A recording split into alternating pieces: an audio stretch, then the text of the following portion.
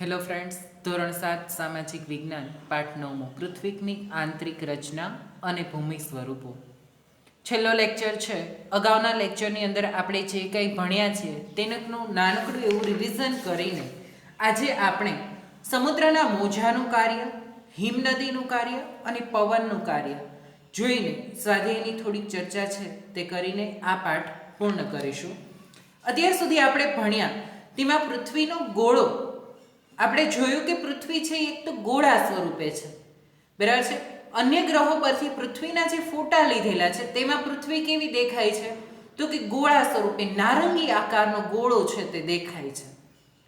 તો સ્વાભાવિક આપણા મનની અંદર એ પ્રશ્ન ઊભો થાય કે ગોળા સ્વરૂપે પૃથ્વી છે તો આપણે તો તેના ઉપરના ભાગમાં રહીએ છીએ, તો પછી આ અંદરનો ભાગ છે તેમાં શું રહેલું છે? પહેલો પ્રશ્ન તમારા મનમાં એ ઉદ્ભવે, ગોળા સ્વરૂપે છે તો આપણે પડી કેમ નથી જતા?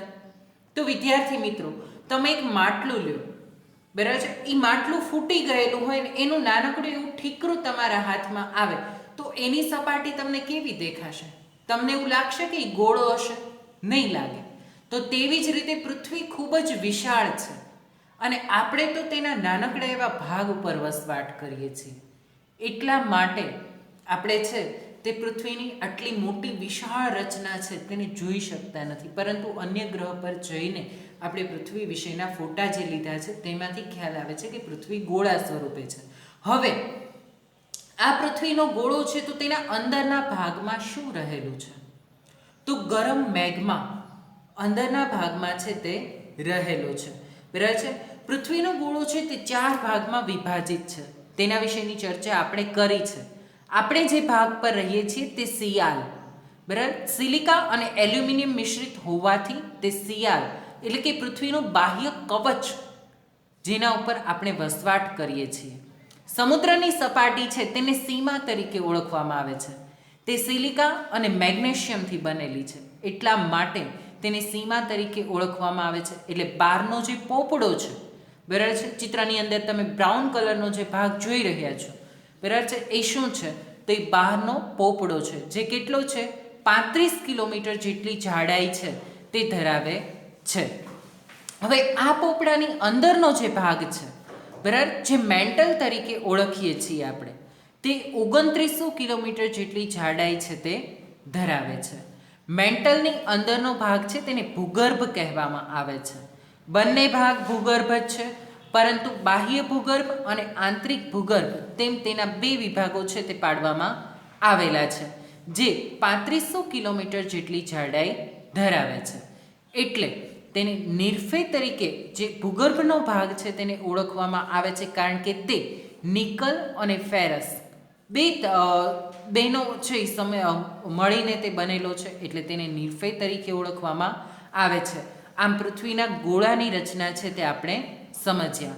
હવે આપણે જુદી જુદી જગ્યાએ અલગ અલગ પ્રકારના ખડકો જોતા હોઈએ છીએ, તો તેના રંગ, બંધારણ અને ગુણના આધારે આ ખડકો છે તે અલગ અલગ રીતના જોવા મળે છે, જેને આપણે સમજીએ. તો સૌથી પહેલાં છે અગ્નિકૃત ખડકો. પૃથ્વીની રચના છે એ આપણે જોઈએ તો અંદર જે મેગ્મા રહેલો છે, બરાબર છે, તેને બહારનો પોપડો છે ને એ અંદર તરફ દબાણ કરે છે અને મેગ્મા છે એ બહાર આવવાનો પ્રયાસ કરે છે, અને જેના લીધે કેટલીક જગ્યાએથી આ મેગ્મા છે તે બાહ્ય દબાણ ઓછું હોવાને કારણે બહાર નીકળે છે, અને બહાર આવતા જ આ મેગ્મા કેવો થઈ જાય છે? ઠંડો પડી જાય છે, અને તેમાંથી નક્કર ખડકો તૈયાર થાય છે, જેને અગ્નિકૃત ખડકો તરીકે ઓળખવામાં આવે છે, બરાબર છે. તો આ પ્રકારે અગ્નિકૃત ખડકો છે તે તૈયાર થાય છે, જેના વિશેની ચર્ચા આપણે આગળ કરી છે. અત્યારે વિશેષ ચર્ચા ન કરતા બીજો પ્રકાર છે તે જળકૃત ખડકો કે પ્રસ્તર ખડકો. નામ પ્રમાણે જ આ ખડકો છે તે તેના જુદા જુદા સ્તરો દ્વારા છે એ તૈયાર થતો હોય તો તેને પ્રસ્તર ખડક કે જળકૃત ખડક છે એ કહેવામાં આવે છે. ખડકો ઘસાય અને તે કણોમાં વિભાજિત થઈ જાય છે, બરાબર છે. પછી પાછા આ કણો છે એ દબાણના કારણે ભેગા થઈ જાય છે, અને તેના દ્વારા જે ખડકો રચાય છે તેને જળકૃત ખડક કે પ્રસ્તર ખડક અથવા તો રેતિયા પથ્થર તરીકે પણ ઓળખવામાં આવે છે. આ પથ્થરને ઘસતા શું થાય છે? તો ઝીણા ઝીણા કણો છે એ છૂટા પડે છે. આ પ્રકારના ખડકો છે તેને પ્રસ્તર ખડકો કે જળકૃત ખડકો કહેવામાં આવે છે. જળકૃત ખડકોની અંદર એક વિશેષ તત્વ જોવા મળે છે જેને શું કહેવાય છે? જીવરશ્મિ, જીવાશ્મિ તરીકે તેને ઓળખવામાં આવે છે. આ જીવાશ્મિ શું છે? તો ખડકોના સ્તરોના દબાયેલા મૃત વનસ્પતિ અને જીવજંતુઓના અવશેષોને જીવાશ્મિ એટલે કે જીવોના અશ્મિ તરીકે ઓળખવામાં આવે છે. જીવાશ્મિ પછી આપણે જોવું છે રૂપાંતરિત ખડકો. રૂપાંતરિત ખડકો છે તેના નામ મુજબ જ જળકૃત ખડકો અને અગ્નિકૃત ખડકો છે તેના રૂપાંતરમાંથી જે ખડકો તૈયાર થાય છે તેને રૂપાંતરિત ખડક કહેવામાં આવે છે. ટૂંકમાં કહીએ મિત્રો તો આકૃતિમાં જે દર્શાવેલું છે ખડક ચક્ર, બરાબર છે, તે પ્રકારે રૂપાંતરિત ખડકો ક્યારેક અગ્નિકૃત ખડકો છે તે રૂપાંતરિત ખડકોમાં ફેરવાઈ જાય છે, ક્યારેક જળકૃત ખડકો રૂપાંતરિત ખડકોમાં ફેરવાઈ જાય છે. વળી આ ખડકો છે તે પીગળીને પાછા અગ્નિકૃત ખડકોની અંદર ફેરવાઈ જતા હોય છે. એટલે આ ખડક ચક્ર છે તે સતત છે તે ચાલુ રહેતું હોય છે. કે મેઘમાં બહાર નીકળે. હવે ખડક ચક્રને આપણે સમજીએ તો શું? તો કે મેઘમાં બહાર નીકળ્યું તેમાંથી શું થયું? તો અગ્નિકૃત ખડકોની રચના થઈ. અગ્નિકૃત ખડકો છે તે બન્યા, તેના જુદા જુદા કણો છે તેમાંથી છૂટા પડ્યા, બરાબર, ઘસારણના કારણે. અગ્નિકૃત ખડકોની અંદર ઘસારો લાગ્યો અને તેના કારણે તેમાંથી જુદા જુદા કણો છે તે અલગ પડ્યા. આ અલગ પડેલા કણો છે તેમાંથી શું થયું? તો કે પ્રસ્તર ખડકો બન્યા. પ્રસ્તર ખડકો છે તે પાછા રૂપાંતરિત ખડકોમાં રૂપાંતર પામ્યા. વળી અત્યંત ગરમીના લીધે એ શું થયું? મેગ્મામાં પાછા ફેરવાઈ ગયા. એટલે ટૂંકમાં આ ખડક ચક્ર છે તે સતત કેવું રહે છે? ચાલુ રહે છે. આમ ભૂમિ સ્વરૂપોનું પણ નિર્માણ છે તે થતું હોય છે. ભૂમિ સ્વરૂપો એટલે મૃદાવરણીય ભૂતકતી કે ભૂસ્તરીય પ્લેટો છે તેને ભૂમિ સ્તરો તરીકે ઓળખવામાં આવે છે. પૃથ્વીના ગોળાની અંદર બે પ્રકારના બળ લાગતા હોય છે. એક આંતરિક બળ અને બીજું બાહ્ય બળ. આંતરિક બળ એટલે કેવું? તો ગોળાની અંદરના ભાગમાં જે મેગ્મા રહેલો છે તે ગરમ છે અને ગરમ પદાર્થ હોવાને લીધે તેમાંથી વરાળ છૂટી પડે છે. એ વરાળ છૂટી પડે છે તે શું કરે છે? બહાર નીકળવાનો પ્રયાસ કરે છે. મેગ્માની સાથે ઘણી વખત આ વરાળ બહાર પણ ઘસી આવતી હોય છે, બરાબર. તો તેની સામે બાહ્ય 35 કિલોમીટર જેટલો જે પૃથ્વીનો પોપડો જે જાડો છે, બરાબર છે, અને મેન્ટલ છે તે શું કરે છે? તો કે અંદરની તરફ ધકેલે છે તેને, બરાબર છે. એટલે તે બાહ્ય બળ છે તે ઊભું કરે છે. તો આવી રીતે આંતરિક બળ અને બાહ્ય બળ બંને છે જે સામસામે સરખા લાગે છે. તેના લીધે જ્યાં ત્યાંથી મેગ્મા બહાર નીકળી શકતો નથી. કેટલીક જગ્યાએ આ પ્રકારનો મેગ્મા બહાર નીકળે છે. આ ઉપરાંત કેટલીક જગ્યાએ ભૂકંપ છે તે સર્જાતા હોય છે, બરાબર છે. ભૂસ્તરીય પ્લેટો ખસે છે અને તેના લીધે ઘણી જગ્યાએ ભૂકંપ છે તે પણ સર્જાતા હોય છે અને જુદા જુદા પ્રકારના ભૂમિ સ્વરૂપોનું નિર્માણ થાય છે. ક્યાંક ઊંચા પર્વતો છે એ જોવા મળે છે, ક્યાંક સપાટ મેદાનો જોવા મળે છે, ક્યાંક ખીણ સ્વરૂપો છે તે જોવા મળે છે. ત્યાર પછી આપણે જોયું હતું નદીઓનું કાર્ય. તો નદી છે તે ઉચ્ચ પ્રદેશ પરથી વહીને નીચેની તરફ છે તે ગતિ કરે છે. એટલે કે ઉચ્ચ વિસ્તારમાંથી વહીને તે ધીમે ધીમે મેદાની પ્રદેશમાં આવે છે. આકૃતિમાં દર્શાવ્યા પ્રમાણે શરૂઆતમાં નદી છે તે સર્પાકાર સ્વરૂપે હોય છે, બરાબર છે. ત્યાર પછી નદી છે તે શું થાય છે? તો કે તેનો વેગ ત્યાં વધે છે અને તેના લીધે તેના ખૂણા છે તે એકબીજાની નજીક આવે છે. ધીમે ધીમે તે નળાકાર સ્વરૂપમાં ફેરવાઈ જાય છે સમય જતાં અને પછી નદી છે તેની શાખા નદીઓ છે તે બનાવે છે. એટલે તેનો વેગ સાવ ઘટી જાય. એટલે શું થાય છે? તો વેગ ઘટતા નદીનું પાણી છે તે બે વિભાગમાં વિભાજિત થઈ જાય અને બે વિભાગમાં વિભાજિત થઈ જાય એટલે શું બનશે? ડેલ્ટા છે તેની રચના થઈ જતી હોય છે. નદીઓનું કાર્ય જોયા પછી આજે આપણે જોવું છે સમુદ્રના મોજાનું કાર્ય. તમે મિત્રો દરિયા કિનારે ઘણી વખત ગયા છો, બરાબર? દરિયા કિનારે આપણે જઈએ તો ત્યાં તમે સમુદ્રના મોજા જોતા હશો, બરાબર છે? કે સમુદ્રના મોજા છે તે ઘણા ઉછળતા હોય છે, ભરતી અને ઓટની ક્રિયાઓ છે તે થતી હોય છે. તો સમુદ્રના મોજામાં ઘસારણ અને નિક્ષેપણ કિનારાના ભૂમિ સ્વરૂપો બનાવે છે. આ મોજાઓ છે તો તેના લીધે ઘસારણ અને નિક્ષેપણ થાય છે. કિનારા સુધી છે તે આ મોજા આવે છે એટલે તે શું કરે છે, તેના જે ખડકો હોય છે તેને ઘસારો લાવે છે, બરાબર છે? અને તે જુદા ઝીણા ઝીણા કણોમાં વિભાજિત થઈ જાય છે ખડકો. ઘણી વખત તમે છે આ ખડકો નાના મોટા પણ જોયા છે. સમુદ્ર કિનારે જાઓ તો ત્યાં તમને શું જોવા મળે છે? માટી જોવા મળે છે? નહીં, ત્યાં છે પણો જોવા મળે છે, બરાબર છે? જે ઝીણી રેતીમાં છે આ કણો વિભાજિત થયેલા હોય છે. તે શેનું પરિણામ છે? તો એ ઘસારણનું પરિણામ છે. સમુદ્રના મોજા સતત ખડકો સાથે ટકરાયા કરે છે. આજુબાજુમાં જે મોટા ખડકો આવેલા છે તેની સાથે આ સમુદ્રના મોજા છે તે સતત ટકરાયા કરે છે, જેનાથી તિરાડો બને છે. ઘણી વખત તેનો વેગ વધારે હોય, સતત કોઈ વસ્તુની સાથે ટકરાવ થાય એટલે શું થાય, તો તે ખડકનું તૂટવાનું શરૂ થાય અને સીધો ભાંગીને ભૂકો નથી થઈ જતો. શું થાય છે, તો તેમાં ધીમે ધીમે તિરાડો પડવા લાગે છે. સમયાંતરે તે મોટી અને પહોળી બનતી જાય છે, બરાબર છે? આ તિરાડો છે તે જેમ જેમ સમયગાળો જતો જાય તેમ કેવી થઈ જાય છે, મોટી થાય છે, પહોળી થાય છે, અને તેને સમુદ્રી ગુફા કહેવામાં આવે છે. આ ગુફાઓના મોટા થતા જવાથી માત્ર છત જ રહે છે, બરાબર છે? આ ગુફાઓ છે જેમ જેમ મોટી થાય, બરાબર છે, તો શું થાય, સમુદ્રી ગુફાઓ તૈયાર થાય એટલે ઉપરનો ભાગ એમનેમ રહેશે, બરાબર છે? એટલે છત જેવો ભાગ છે એમનેમ રહેશે અને અંદરનો ભાગ કેવો થઈ જશે, ખવાણ થઈ જાય છે તેનું, બરાબર છે? એટલે આ આકાર છે એ થઈ જાય છે. આ બધો ભાગ પહેલાં આમ હોય, બરાબર છે? ધીમે ધીમે અહીંયાના ભાગમાં શું થાય છે, ઘસારો લાગે છે.